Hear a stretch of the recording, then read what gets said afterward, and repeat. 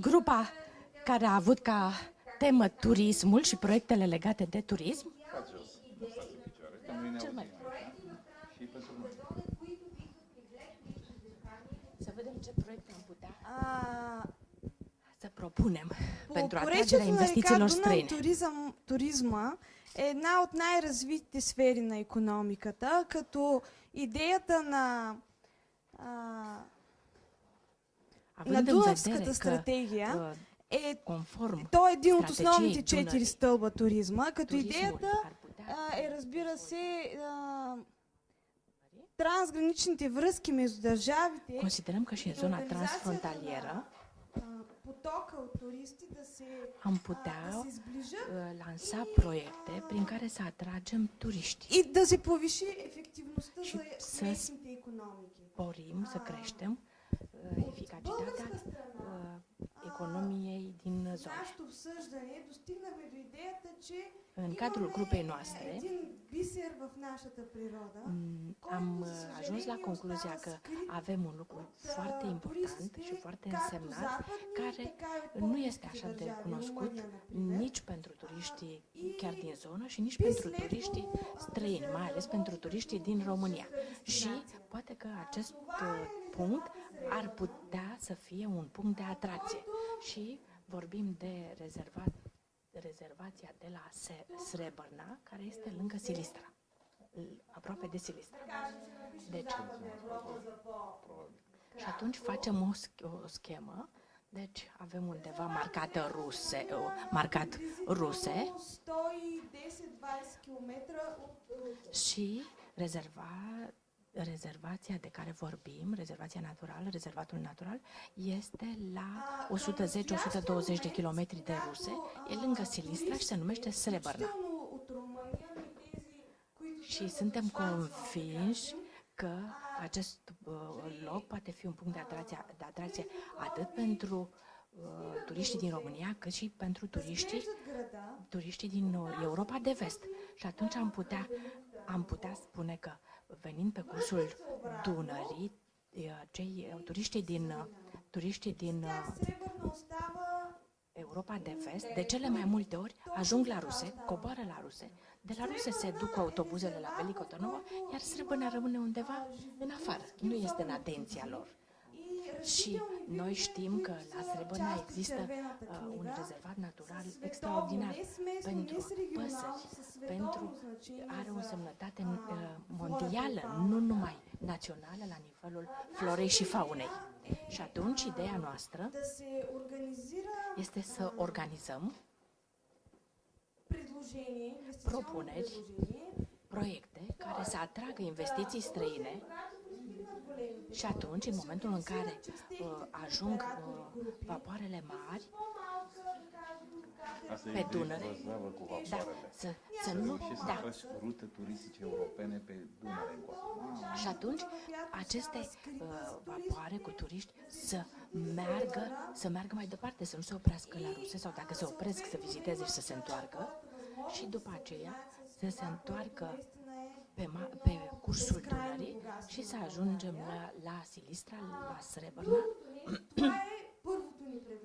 Aceasta ar fi o primă propunere pe care noi am putea o lega de atragerea investițiilor străine.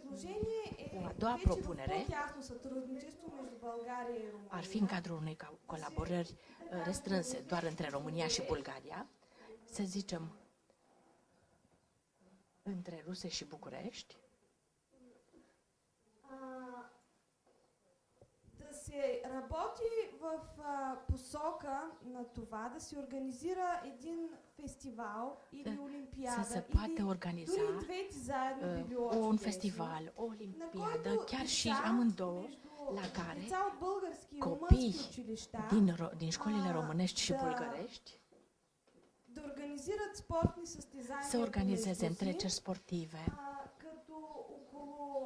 като около независимо дали ще е площад или зала, където се indiferent провеждат dacă este în тези, aer deschis, în săli de sport, да се организират панаири или workshoпове, на които да се показват идеи и și pe lângă aceste competiții pot fi organizate expoziții de desene, de meșteșuguri tradiționale, scene muzicale pe care talentele noi să-și arate posibilitățile lor. Iar dacă acest lucru va avea popularitate, atunci se poate organiza o dată pe teritoriul României și o dată pe teritoriul Bulgariei. Iar acest lucru va permite populației de ambele maluri ale Dunării să se cunoască și să facă cunoștință cu modul de viață și de tradițiile și da. Acestea sunt propunerile în ceea ce privește grupa de turism. Doamna profesor întreabă, de unde, și totuși, deci o întrebare la care să vă gândiți, și de unde vor veni banii, de unde credeți că vor veni banii? La asta să vă gândiți. Iar acum, dacă dumneavoastră aveți idei legate vis-a-vis de turism.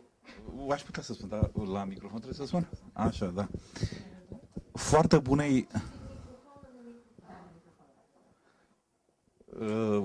bune ideile cu atragerea unor rute turistice pe Dunăre. Și aici bănuiesc că s-ar putea găsi, coopta interesul inclusiv a unor ministere de resort.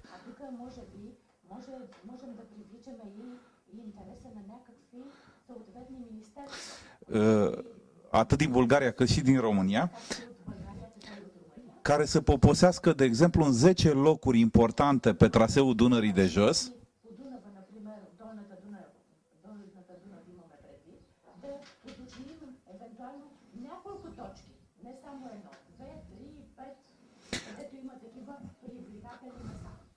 și, slavă Domnului, unde de genul Prestige, unde am stat noi azi noapte. Da.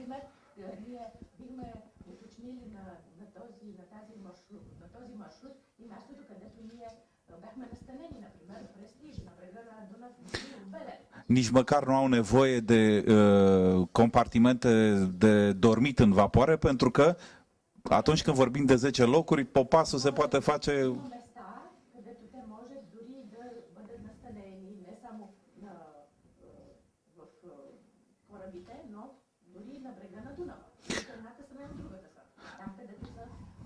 Deci, concluzia, o direcție de promovare foarte bună este atragerea rutelor turistice pe Dunăre încoace.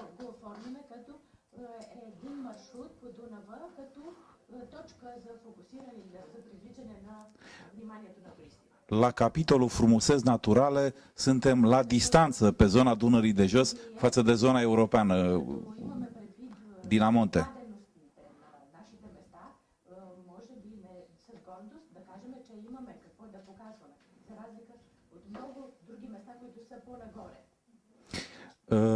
Și ideea cu competițiile sportive, culturale, este iarăși una frumoasă.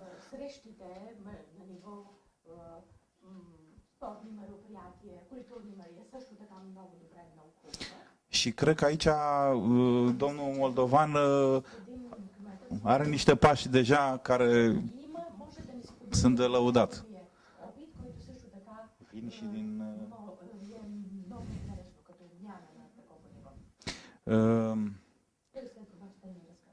Bun, discutam ieri în grupa, și aici am să pun punct ca să nu spun prea multe, discutam ieri în grupa că eu aș vedea foarte interesant un fel de uniune balcanică de promovare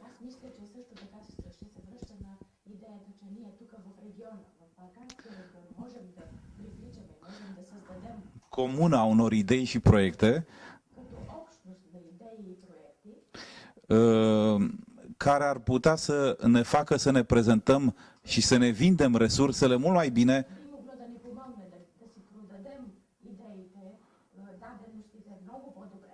fără, probabil, ceea ce se întâmplă acum, situația în care ne sunt speculate resursele, ca să zic așa.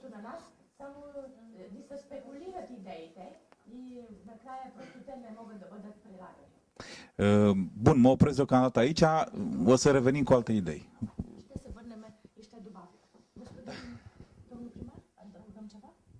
Aveți ceva de adăugat pe ideile astea? Concursul ăla poate ar fi grozav, spus că chiar se întâmplă. Aici văd că ideile care au fost discutate pe cele două grupe încep să se lege pentru că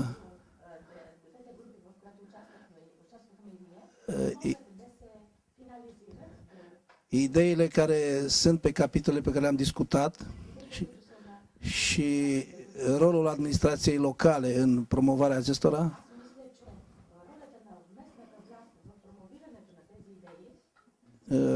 este foarte, foarte important.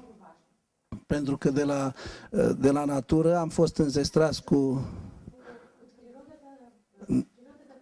niște locuri minunate, de la turism și promovarea turismului, pe urmă vine o dezvoltare în etape următoare a pensiunilor, care vor atrage atunci micii fermieri care să producă și să valorifice prin aceste pensiuni produse ecologice și naturale, specifice. Urmează promovarea acestora și aici în IT-ul se leagă cu acestor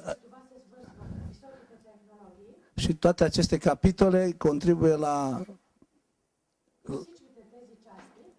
atragerea de investitori,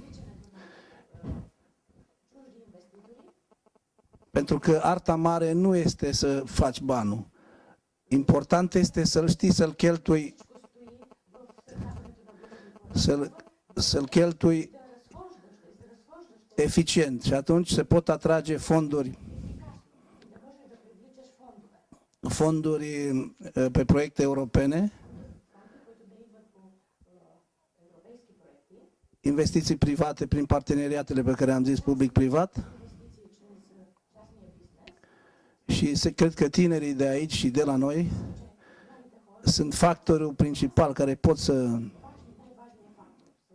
se implice, pentru că ei au energia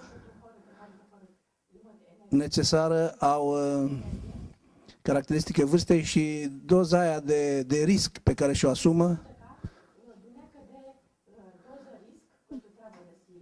pentru a putea să acceseze și în final să reușească. Noi, administrații locale, nu putem decât să creăm cadrul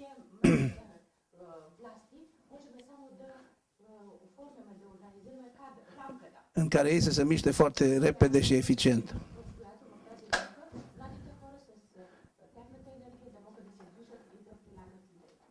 Și sunt convins, pentru că în Europa se întoarce și trebuie să se întoarcă la locurile naturale și pe care noi le avem și ei în unele zone le-au pierdut. De aceea vedeți că și România și Bulgaria atrag foarte, foarte mulți investitori și mulți turiști din zona europeană și fiecare, mai ales în cursul Dunării, fiecare loc este încărcat de legende, de istorie,